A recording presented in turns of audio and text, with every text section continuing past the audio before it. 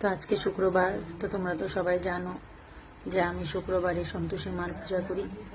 তো দেখো মার মুখটা দেখো কত সুন্দর লাগছে। তো এখন আমার মার পুজো হয়ে গেছে। মাকে তো খালি চানা আর গুড় দিয়ে আমি পূজা করি শুক্রবার দিন, আর একটা ঘিয়ের বাতি দিয়ে, বাস। মা তো আর কিছু চায় না, মা বাস এতটুকু চানা আর গুড় দিয়ে পূজা করি, আর একটা বাতি দিই ঘিয়ের, বাস।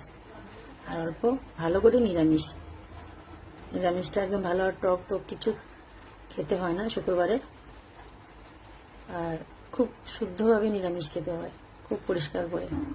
তো তাই আমি ধোয়া পাকলিগুলো আগে সেরে নিই, তারপরে আমি পূজা করে তারপরে আমি কিছু খাওয়া দাওয়া করি। পূজা না করলে আমি কিছু পূজার প্রসাদ, ভোগের প্রসাদ মুখে দিই, তারপরে আমি সারাদিন শুক্রবারে শুরু করি। তো এখানে আমার পুজো দেওয়া শেষ। ওগুলো সিদ্ধ করে নিয়েছি, আর অল্প মশলা দিয়ে নিয়েছি, বেশি মশলা দেওয়া হয়নি, অল্পই দিয়েছি।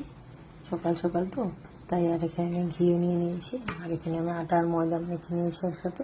তো এখন আমি আলু পরোটা করব। তো আজকে শুক্রবার নিরামিষ, তো তাই এটা মধ্যে আর পেঁয়াজ দিইনি, পেঁয়াজ দেওয়া হয়নি। তো চলো আমি পরোটাটা রেডি করে নিই। এখানে আমি অল্প রেডি করে নিয়েছি ভিতরে, এখন আমি এটাকে বেলে রেডি করে পরোটাটা ভেজে নেব। তো চলো, তো এখানে আমার পরোটা রেডি।